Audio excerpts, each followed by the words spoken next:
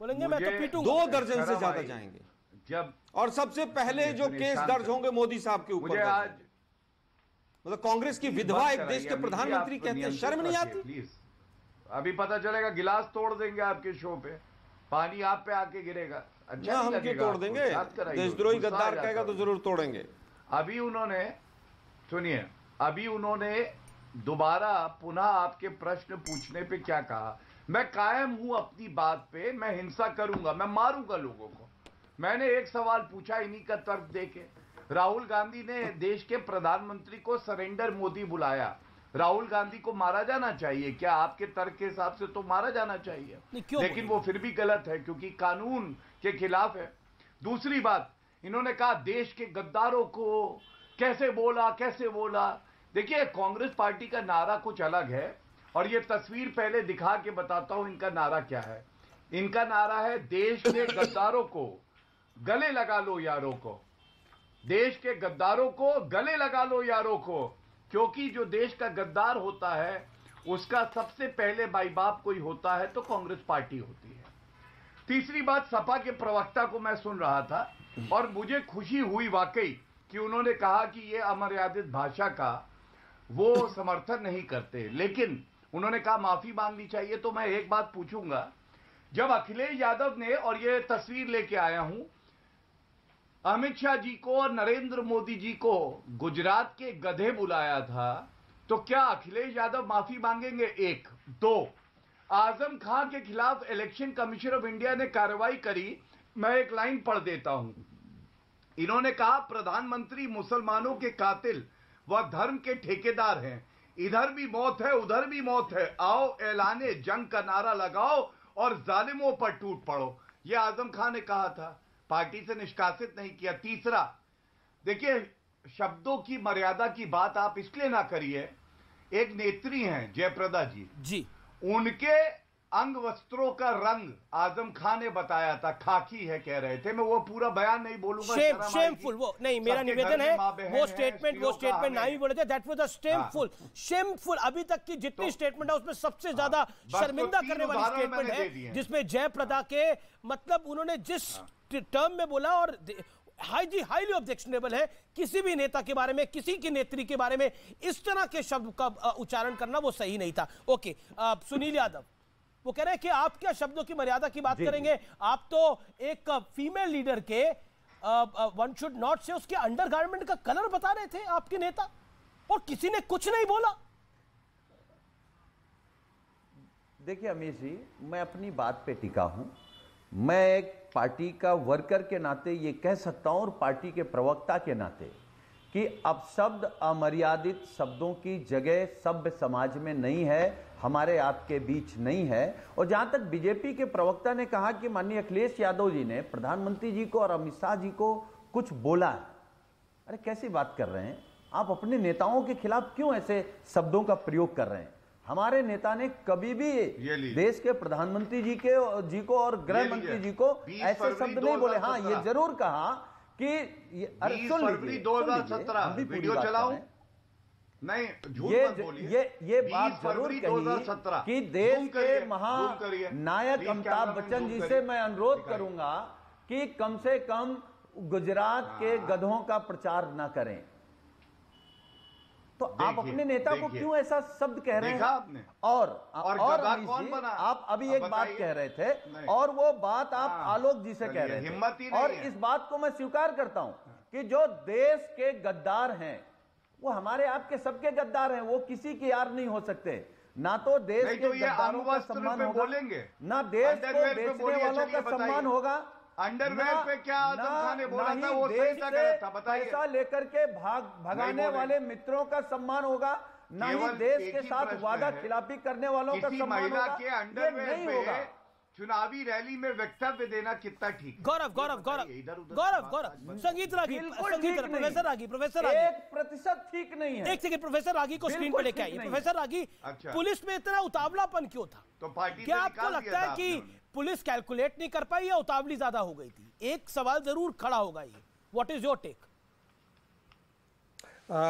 देखिए अमित जी, पुलिस ने जो भी कार्रवाई की, एक एक प्रक्रिया के तहत की है, और उसी प्रक्रिया के तहत जो है वो उसी प्रक्रिया का सहारा लेकर के कांग्रेस पार्टी सुप्रीम कोर्ट गई, और एक प्रक्रिया के संवैधानिक प्रक्रिया के तहत ही उनको बेल मिला है।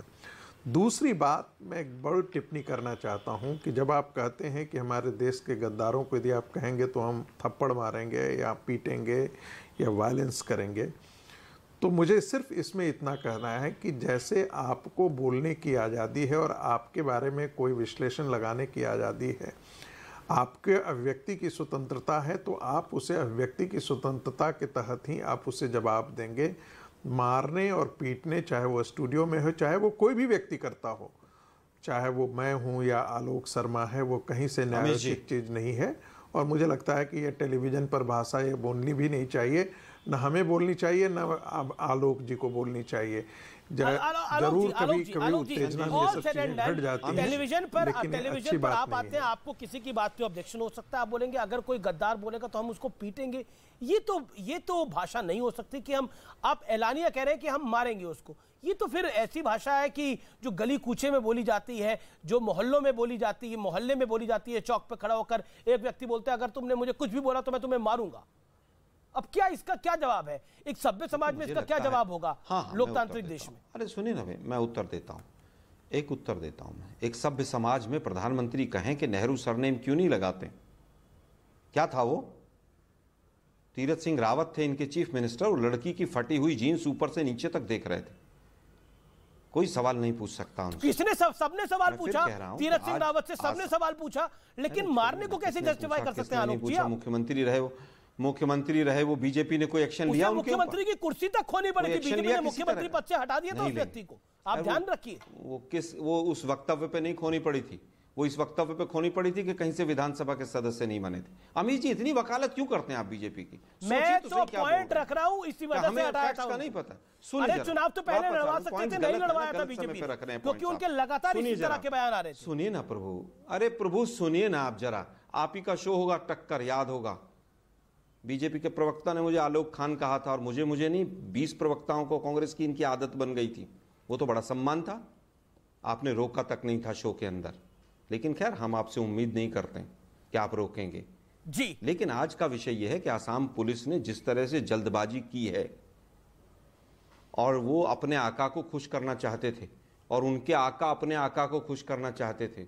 वो खुश करने के चक्कर में आज जिस तरह से पूरी मुंह की खाई है, जो संगीत रागी जी कह रहे हैं ना, प्रक्रिया, कोई प्रक्रिया नहीं अपनाई। तो सुप्रीम कोर्ट पे यकीन हो गया आज से आपको? किसी तरह का आपको कोई सुप्रीम कोर्ट पर आज से यकीन हो गया, मतलब माना जाए अब सुप्रीम कोर्ट को गाली नहीं देगी कांग्रेस पार्टी? अमीश जी सुनिए ना, अब सुप्रीम कोर्ट को नहीं बोलेगी। सुनिए अमीश जी, अब सुप्रीम कोर्ट को गाली नहीं देंगे ना अमीश जी। स्लिप ऑफ टंग बहुत लोगों की हुई है। नहीं आपने आलोक खान की बात करी, मेरे चर्चा मुझे ध्यान में नहीं आ रहा कि मेरे किसी चर्चा में ऐसा हुआ हो, क्योंकि मैं हमेशा रोकता हूं कोई अभद्र भाषा करे। लेकिन अब सुप्रीम कोर्ट पे तो भरोसा है ना आपको आलोक जी?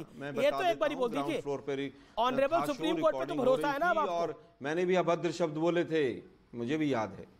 लेकिन मुद्दा ये है कि एक बार नहीं हुआ ये काम, ये 50 बार हुआ है। जब मोदी जी देश के प्रधानमंत्री मारेंगे, मेरा पॉइंट ये है कि अगर सपोज कोई बोल रहा है तो उसको पीटा जाएगा। हमारे यहाँ पर नाना का सरनेम लगता है क्या? मोदी जी अपने नाना का सरनेम लगाते हैं क्या? अरे बोल दिया उन्होंने भाई, मारेंगे आते हैं। जिस तरह से आज तमाम चीजों को कटघरे में खड़ा किया जाता है, ईडी सीबीआई अखबारों के यहाँ भेज दो, ईडी सीबीआई बीबीसी के यहाँ भेज दो, जो आपके खिलाफ छाप दे उस पर कार्रवाई कर दो। सोचिए आज अगर सुधीर तेलंग जैसे लोग और तमाम जो कार्टूनिस्ट होते तो सब तिहाड़ जेल के अंदर होते। उन्होंने क्या क्या नहीं प्रधानमंत्रियों के कार्टून बनाए। देखिए अमीश जी, मुझे समझ में नहीं आ रहा आप इतना बार बार प्रयास क्यों कर रहे हैं। आप उनके मुंह के अंदर हाथ डाल के उनका वाक्य थोड़ी ना परिवर्तित करा देंगे। उनको नहीं गलत लग रहा, वो तो डंके की चोट पे कह रहे हैं, जो उनकी हिंसा वाली प्रवृत्ति है कि मैं मारूंगा। और यही राहुल गांधी करते हैं, यही कांग्रेस पार्टी करती है। लेकिन आज का दिन एक और वजह से याद किया जाएगा। पैनलिस्ट अभी यहाँ पर बैठे हैं, आरएसएस के विचार बीच में नहीं। ये संगीत रागी साहब किसको मारने भागे थे स्टूडियो में, याद है? भूल गए आप लोग? प्लीज बीच में नहीं। देखिए कौन थे? शोएब जमई कोई थे, उसको मारने भागे? जान रहा हूं। क्या सच्चाई थी कि नहीं थी? अरे भाई मत करिए। मत करिए, अच्छा नहीं। और आप भी मारने भागे थे गौरव जी, बड़ी बात बताता हूं, भूल गए आप सपा के एक प्रवक्ता को। मैंने तो पूरा रिकॉर्ड पे है वो। सुनिए, हाँ चलिए सुनिए, आलोक भाई झूठ उतना ही बोलिए जितना बोल सके, वरना माफी मांगनी पड़ेगी।